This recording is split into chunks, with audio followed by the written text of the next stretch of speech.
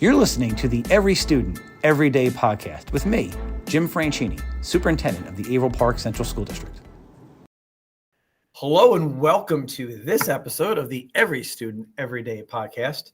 We're very excited in this year's budget to have some additions to our academic program, namely, as discussed in our last podcast, our Assistant Superintendent for Teaching and Learning, Matt Haladin, talked about our move to a co-taught model in special education delivery and the bringing back of our business program after a long break here at our high school. We thought we would kind of piggyback off that episode by having on as our guests two of the people who are going to be very much in the details of the implementation of those two things, and have them talk to us about the business program and the co-taught model. So without further ado, I'd like to thank Heath Quiles, our high school principal, and Sarah Flannery, our director of special education, to the podcast. Thank you for joining us to talk to folks about these two exciting new developments in our program. Thanks for having us, Dr. Franchini. I appreciate it. Happy to be here. All right, so let's start off. Go around the room, if you would, and just kind of introduce yourselves a little bit like we usually do. In your case, maybe tell us about your current role, which we just discussed, but your years in the district, previous administrative or school experience, just that our audience know a little more about you, the person. Heath, you want to start off? Sure, I can absolutely do that. So yeah, Dr. Franchini, I think I'm just about wrapping up my 7th year as the principal at Averill Park High School. Prior to that, I worked for 6 years as the principal at Coxsackie Athens High School. And then even going back further to attest to how long I've been doing these things, back in 2006 to 2011, I was actually an assistant principal here at Averill Park High School back then as well. Before that, I did just about 10 years of teaching. I taught high school Spanish.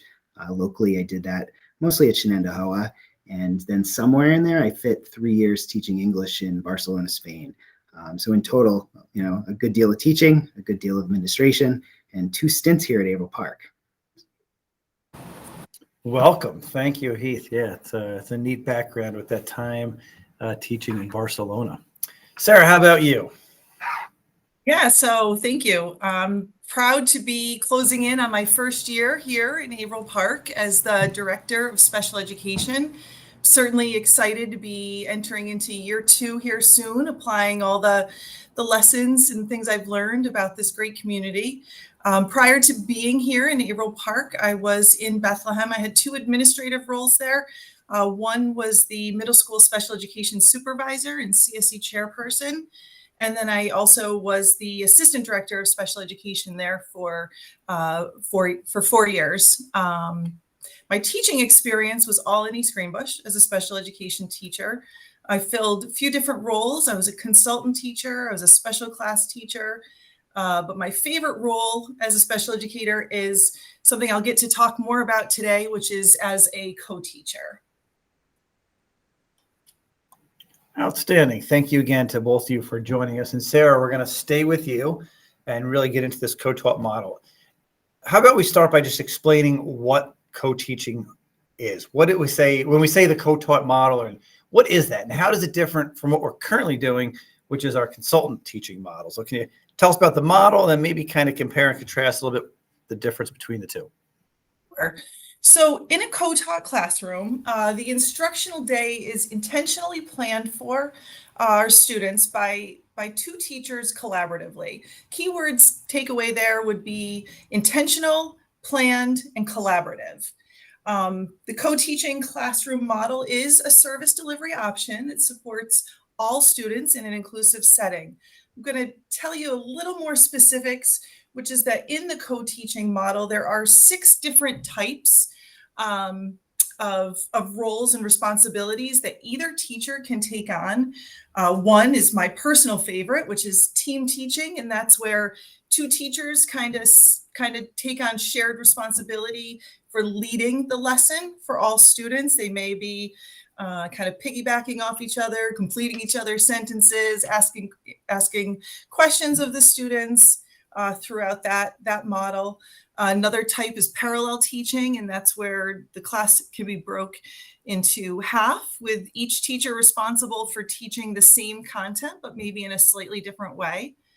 We also can have teachers considering differentiated groups where maybe one teacher takes on responsibility for leading a lesson for most of the students, and another teacher takes on a smaller group, maybe that's been struggling with a particular skill or lesson, and provides more differentiated instruction for that need.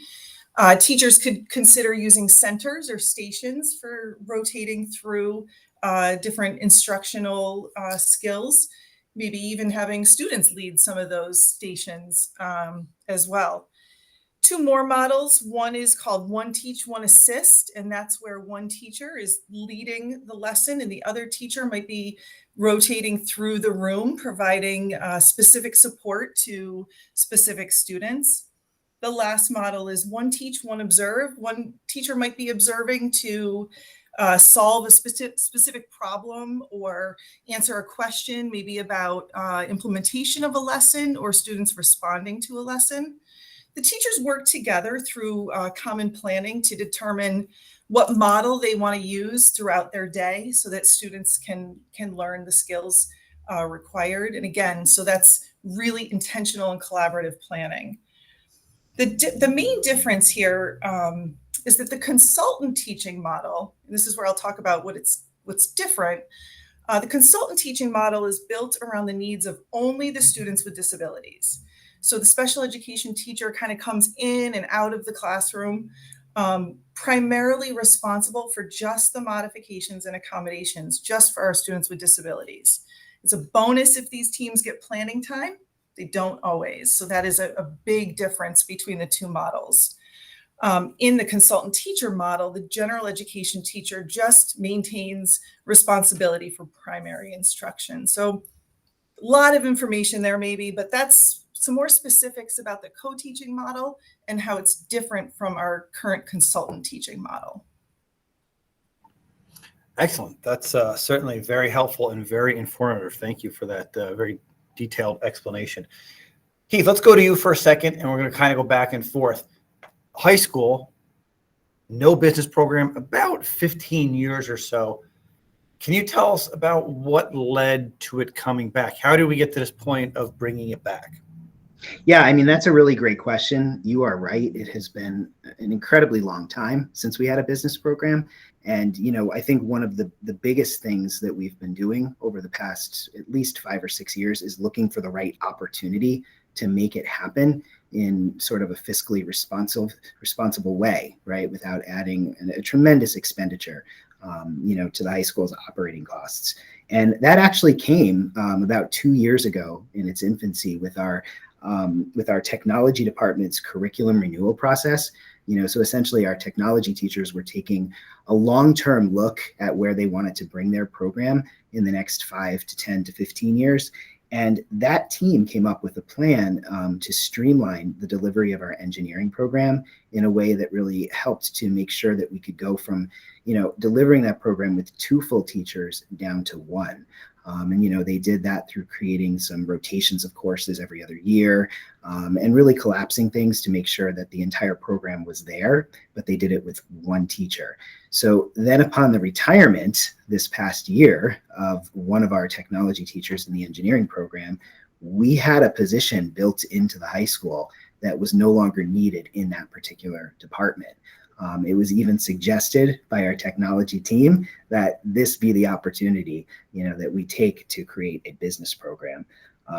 So it was really a perfect storm in terms of just having this amazing opportunity to bring a person in without adding a significant expenditure to our program budget. This was the year. Great, thank you. Certainly good timing. Like the business program, Sarah, we've talked about co-teaching here for some time. Even prior to your arrival here in the district. Now that we're finally doing it, can you talk about the rollout? What schools, grade levels, how many co-teaching sections per grade? Because not every class is going to be co-taught. Like how is this going to look next year? Yeah, so next year, each of our elementary schools will have one co-taught section in each of grades 2 through 5. So that turns out to be 4 co-teaching sections in each building, 12 teams across our district, maintaining that consultant teacher model in kindergarten and first. Our hope is certainly that in the future, we would have opportunities to expand on the instructional model when we could identify opportunities for that fiscal responsibility. We know our teachers are interested and motivated in potentially expanding beyond the 12 sections that we're planning for next year. Fantastic. Thank you. Heath, heading back to the business program, now that we know that it is coming back, can you talk to us a little bit about the why? Why do we need a business program? Why do you want a business program? No, that's again a really great question. At its core, I kind of consider this one a no-brainer. But when you look at what we have at Averill Park High School, there's no question. We've got some tremendous world-class programming for our students. We have one of the very few in-house fully certified CTE programs for automotive technology, for construction. We have an incredible art and music program. Incredibly vibrant engineering program. We've got pathways for just about every interest that a student could have, except we haven't had business, right? And that made absolutely no sense. It was a major gap in the opportunities that we offered for our students. And when you look around the Capital District and, even throughout the state, certainly within the Capital District, we were one of the only schools that didn't have that opportunity available to our students. And wherever I went for the past, 7 years, students and parents have been asking for it. It's just a really relevant program. So again, to me, this just made sense on every metric available, and it's almost a no-brainer. We needed this. Completely agree, and you're right. We've heard that feedback a lot. So you mentioned that business programs, certainly not uncommon, definitely the rule. Sarah, switching back to you, the co-taught model, very common in other districts. You've actually been both a teacher and an administrator in this model. What can you tell us about your personal experience as both a teacher and an administrator in the co-taught model? Yeah, I'd be happy to talk about that because the co-teaching model is really well aligned to my philosophy of special education, which is to consistently look for and implement opportunities to give kids access to rigorous curriculum, learning, peers, social opportunities. As a teacher, my best years were spent co-teaching with that co-teaching partnership. The relationships, the connections, the social emotional benefits. I'm not talking about just for us as adults, although they were there. Certainly for our classroom community, were really powerful, and some of those connections live on still today with our students from those classrooms. Every student belonged. Every student made progress. They felt supported by both my co-teacher and I, and felt safe. And when our students feel safe and supported and connected, we know that the sky's the limit. As an administrator, again, creating opportunities to expand co-taught classrooms was something that I worked towards in my previous district. As an administrator, certainly spent time watching the data, watching our students close gaps. That's kind of where the magic happens, when we can see our students making growth that isn't just personal growth, but is gap closing growth. I think as an administrator, I certainly recognize and acknowledge how important it is to commit to a supportive presence for the implementation of this program, for this model, for our teachers and our students. Great. Thank you. Heath, heading back to you. What courses are we going to actually offer next year? Business program is kind of broad. And what type of students do you envision signing up for the courses that we're going to offer? Have you given much thought to that? How's that whole thing going? Sure. No, that was a big question when we launched all of this, because there certainly are a lot of options out there in terms of courses. For our first year, we are going to offer 3 half-year electives Those are going to be personal finance, marketing, and entrepreneurship. So those courses will be semester courses that run, each of the 2 semesters throughout the course of next year. In addition to that, we are going to offer a career exploration and internship program that will run in our last block of the day. And that will be available to students both in a full year option and in a semester option, just to kind of tailor the experience to individual needs of our students, kind of depending on their other commitments, athletics, and other things that our students are doing in the extracurricular and job world. All of these courses are going to be open to students in grades 9 through 12, so there aren't prerequisites for the majority of them. The exception is that career exploration and internship program. That's going to be offered to our incoming 11th and 12th graders only, and we just need folks to keep in mind that a student needs to be able to self-transport at this time to their internship experiences. I have to tell you, I think that these are the kinds of classes that really any student can and should be considering signing up for. Whether you're a student who's taking AP courses, or a student in CTE, or a student in special education, or a student anywhere in between, some of the skills and the experiences that are available in some of these courses are just plain relevant for our students as they move off into college and career.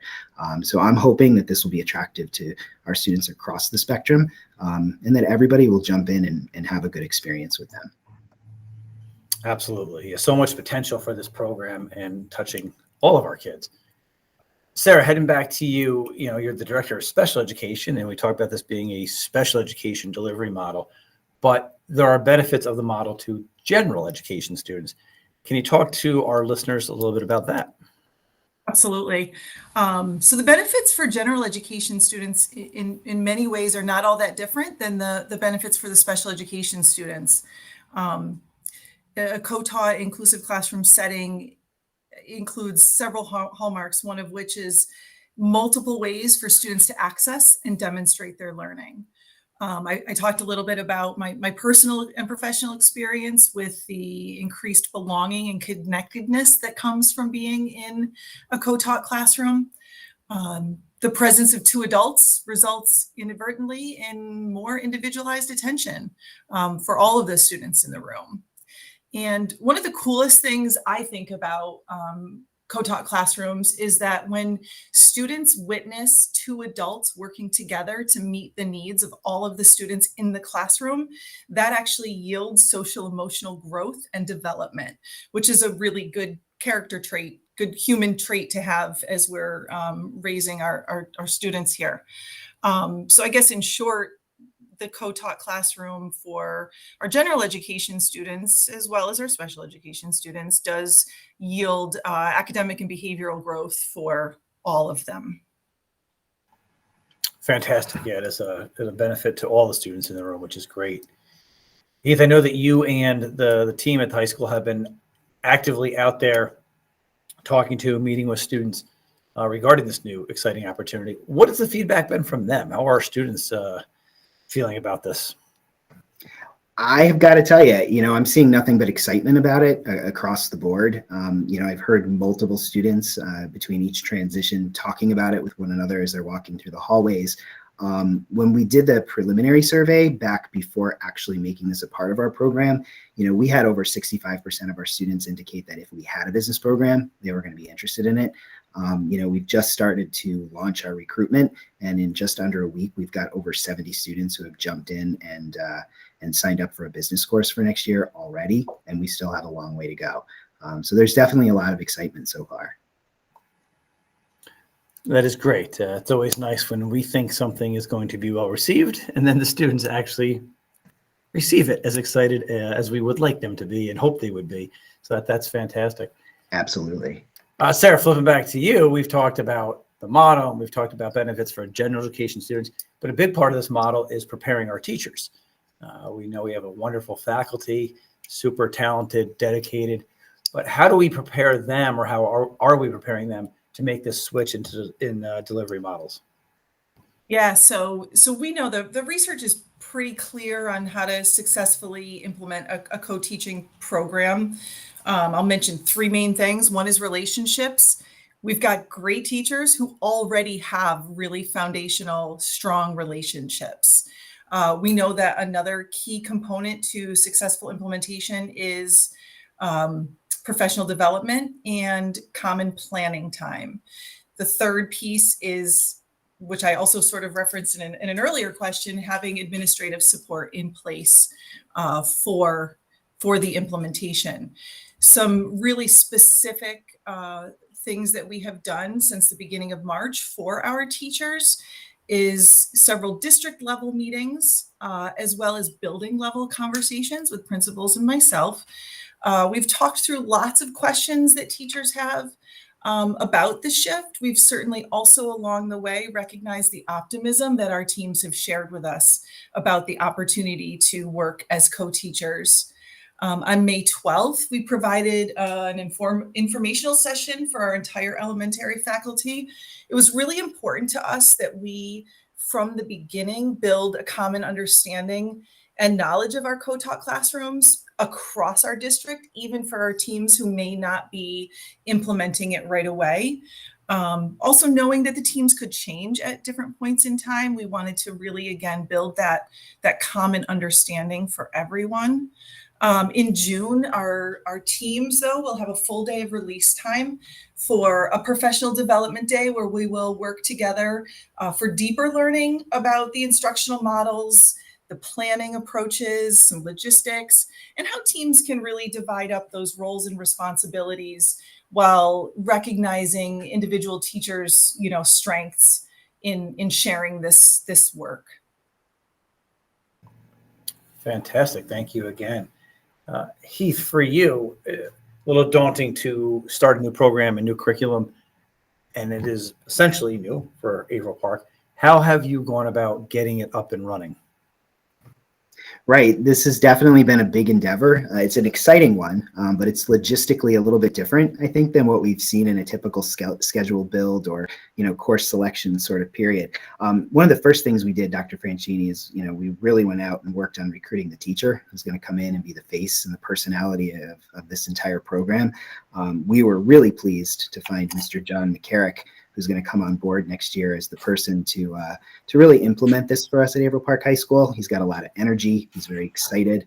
And we think he's going to bring a lot to the program. We did work with him to develop the courses that we're going to offer for next year. And he was extremely instrumental in helping to guide us in, what kind of coursework would be most attractive to students in general. And right now we are in the course recruitment process, right? So for the past week or so, we've had a Google form sent out online where students are able to sign up for one or more business courses. So we've blasted that communication out to students and parents. We've done that numerous times. And we are kind of heading into what I'm going to coin as an open enrollment season for the next several weeks to make sure that no student misses out on the opportunity. So again, for parents or students who might be listening to this podcast, just keep in mind that, if your child is interested in signing up for a business course next year, you just want to check that email and reach out to our counseling center, in order to get your student into one of these classes. So that's the work that we've been doing. To me, it's looking like it's going to work out really well. Like I said, 1 week, we have over 70 students signed up. Wonderful. Switching gears for one final question for both of you. Sarah, as you mentioned, you're about to finish up your first year. Heath, you were here, you left, you've come back, you've been back now for a few years. In a kind of short, quick response, what makes Averill Park so special or unique in your mind and in your experience? Could you both share with us your thoughts on that? Sure, I can jump in. That's not a problem. I think it comes down to three things. For me, it's about, people and passion and purpose. I spend a lot of time with other high school principals around the Capital District. I've spent a lot of time in a number of different school communities throughout the course of my career. There aren't students who are better, anywhere than Averill Park. We have genuinely nice students. They're genuinely wonderful people. Our community is amazing. They're, very invested and tremendously supportive of us as educators and of the experience that their kids have. And our staff are honestly some of the most invested and passionate people I've ever worked with, right? So again, it just comes down for me to the people and the community that we work with.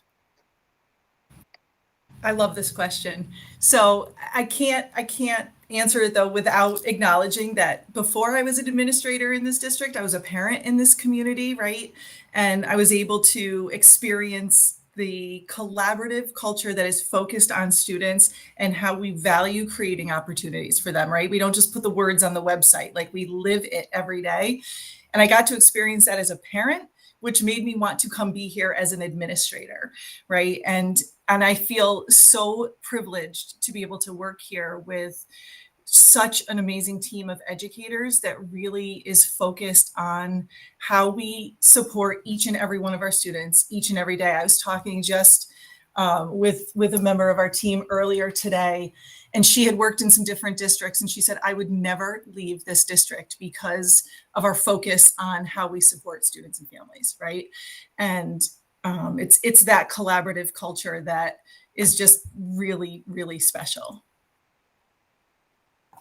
Well, those are two outstanding answers and a great way to wrap up the podcast.